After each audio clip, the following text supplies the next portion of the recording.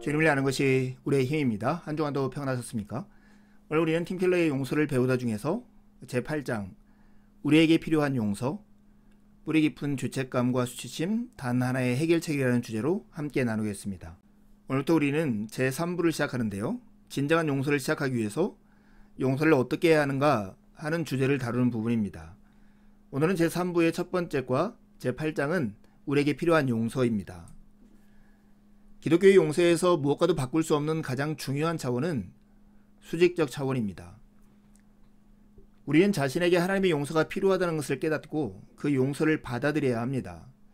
그리스도인은 하나님의 용서를 경험하는 것이 다른 사람을 용서하는데 유례없이 강한 동기이자 교훈적인 틀이 된다는 것을 믿습니다. 죄책감과 수치심은 허구일까요? 시간이 지나면 죄책감과 수치심의 경험이 사회 전반에서 사라질까요? 그리스도인이 하나님의 용서의 중요성을 거론하면 어떤 이들은 그러면 과거 속에 사는 것이라고 말을 합니다. 그들에 따르면 19세기 말과 20세기 초에는 당연히 사람들이 아직 신앙의 퇴조를 안타까워하며 힘들어했지만 그것은 구시대의 잔재였다라고 말을 합니다. 그렇다면 니체의 예측대로 죄책감과 수치심의 경험이 사회 전반에서 사라질 만도 합니다. 하지만 그런 일은 일어나지 않았습니다. 세속사회는 도덕 진리의 개념을 상도했음에도 불구하고 죄책감과 수치심에서 벗어날 수 없었습니다. 세속의 인간은 자신이 죄인처럼 느껴지는데 그렇게 부르지 못하는 묘한 입장에 처해 있습니다. 도덕적 사변을 통해 순수를 찾고 어떻게든 도덕적 짐을 벗으려는 욕구는 널리 가득한데 그 사면을 찾을 전통적인 방법이 대부분의 사람들에게는 더는 존재하지 않기 때문입니다. 더욱이 우리는 새롭게 뒤바뀐 수치와 명예의 문화 속에서 살고 있습니다. 우리의 새롭게 뒤바뀐 수치와 명예의 문화에서는 피해자와 소외된 자일수록 더 큰 명예를 얻는데 맥크레이는 우리의 문화야말로 자신이 죄인임을 인정하지 않으면서 죄책감에서 벗어나려는 욕구에 대한 대응책이라고 설득력 있게 논증합니다. 피해자라는 지위를 공적으로 인정받거나 피해자 편에 서면 그 자체로 죄의 도덕적 짐을 벗고 자신의 순수를 인정받을 수 있는 대리수단이 된다는 것입니다. 맥클레이가 도덕경제라고 표현한 하나님과 자백 없이 죄책감 문제를 해결하려는 이 새로운 해법은 언뜻 우리 눈에 위선으로 보이지만 그렇게 단순하지만은 않습니다. 오히려 이것은 두렵고 떨림으로 자력구원을 이루려는 사람들의 이야기입니다.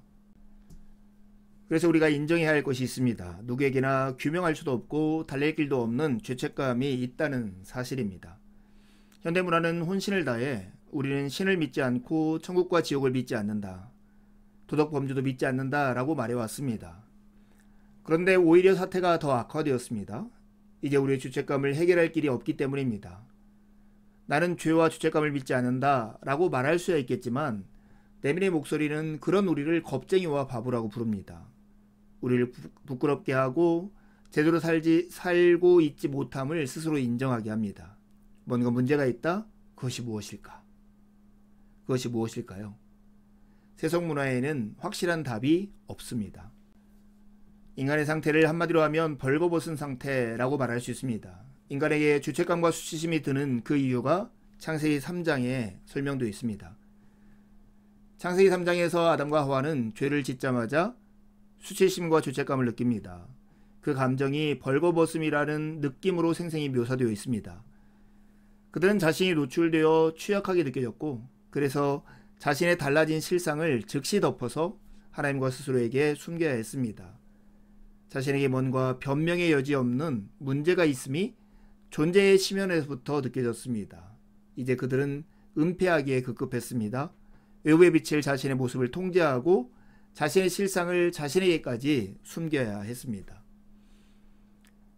샤르트르가 말한 것처럼 인간은 영적으로 덮을 게 필요한 상태입니다.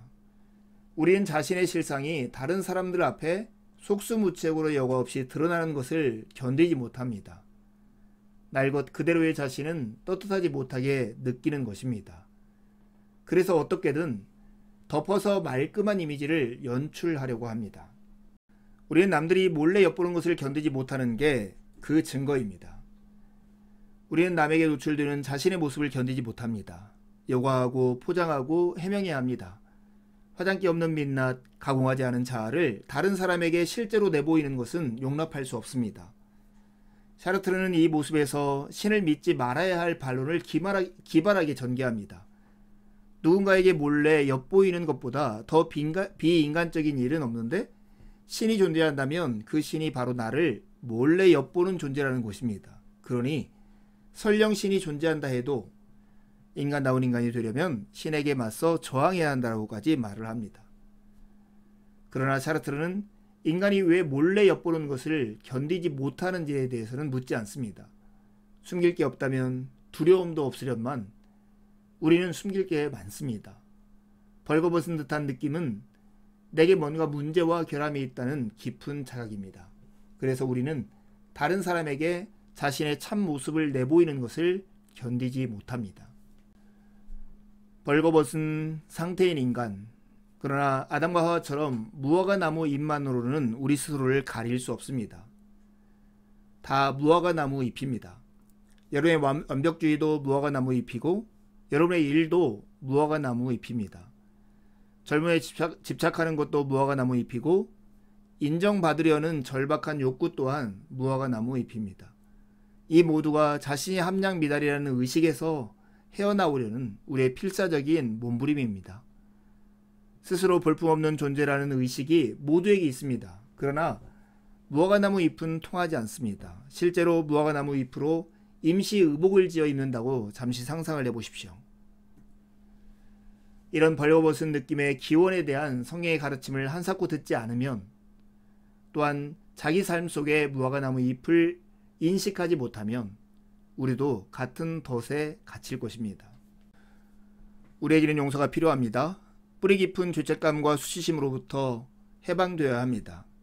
이것을 해결할 수 있는 영적 자원을 기독교가 우리에게 줍니다.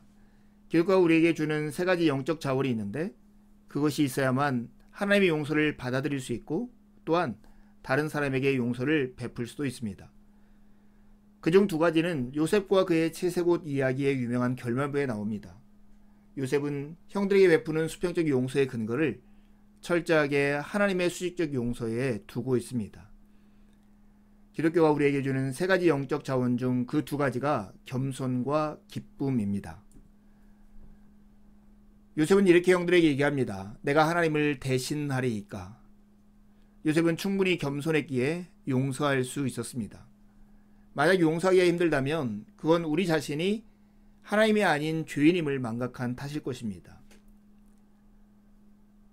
두 번째, 요셉은 당신들은 나를 헤아려 하였으나 하나님은 그것을 선으로 바꾸사 라고 말을 합니다. 요셉에게는 충분한 기쁨이 있었기에 형들을 용서할 수 있었습니다. 셋째, 요셉은 형들에게 내가 당신들과 당신들의 자녀들을 기르리이다 라고 말을 합니다. 요셉은 형들을 간곡한 말로 위로했을 뿐만 아니라 그것을 행동으로 실천까지 했습니다. 용서를 하고 싶다면 이 요셉의 세 가지를 가지고 누군가를 용서해 보기를 바랍니다. 그리스도의 십자가는 하나님의 악으로 선을 이루신 궁극의 본보기입니다. 십자가 앞에서 여러분은 요셉보다 훨씬 더 겸손해질 수밖에 없습니다. 우리 인간이 얼마나 악한 존재인지를 요셉보다 더 밝히 보기 때문입니다. 요셉은 하나님이 자신을 구원하기 위해 죽기까지 하셔야 한다는 것은 몰랐습니다. 반면 우리는 십자가 앞에서 요셉보다 더 든든한 확신을 얻습니다. 예수 그리스도께서 기꺼이 우리를 위해서 행하신 일을 보십시오. 범사의 선을 이루시는 하나님에 대해 무슨 확신이 더 필요하겠습니까? 그리스도 안에서 우리는 요셉보다 더 겸손해지고 더 깊은 확신을 가질 수 있는 자원을 받았습니다. 그러니 굳이 비교하자면 주변 사람을 용서하고 화해를 이루는 일도 마땅히 우리가 더 잘해야 하지 않겠습니까? 기독교가 우리에게 주는 세 번째 영적 자원은 그리스도의 희생적인 사랑입니다. 이 사랑은 개인의 변화를 낳는 열쇠이고 인간의 용서와 화해를 이루는 열쇠입니다. 하나님은 거룩하심과 사랑을 겸비하신 분이라서 우리에게 은혜를 베푸셨습니다. 그분이 사랑이시기에 우리는 그야말로 값없는 은혜를 누립니다. 그러나 그분이 거룩하시기에 그 은혜에는 희생이 따릅니다. 무한한 희생입니다. 우리는 우리가 이 희생적인 은혜의 수혜자임을 알고 있습니다. 예수님이 우리를 살리려 지옥의 심장부까지 가셨고 우리를 위해 사랑으로 순종하셨음도 압니다. 바로 그것입니다. 그 사랑이 우리를 변화시키십니다. 그분의 희생적인 사랑이 우리를 변화시키는 이유는 그것이 우리를 낮추어 교만과 이기심에서 벗어나게 하고 동시에 우리를 인정해 열등감과 자기 연민에서 벗어나게 하기 때문입니다. 그 사랑 덕분에 우리는 죄를 미워합니다. 우리의 죄 때문에 그분이 죽으셨기 때문입니다. 하지만 그 사랑 덕분에 우리는 우리를 미워하지 않습니다. 그분이 우리를 해방시키려고 우리를 위해서 죽으셨기 때문입니다. 이제 두 가지 질문을 하고 마치려 합니다. 인간에게 죄책감과 수심이 드는 이유는 무엇입니까? 창세기 3장과 연결해서 말해 보십시오. 두 번째 질문입니다. 기독교가 수평적 용서를 위해 우리에게 주는 세 가지 영적 자원이 있는데요. 그것이 무엇입니까? 여러분 이것들을 잘 사용하고 있습니까?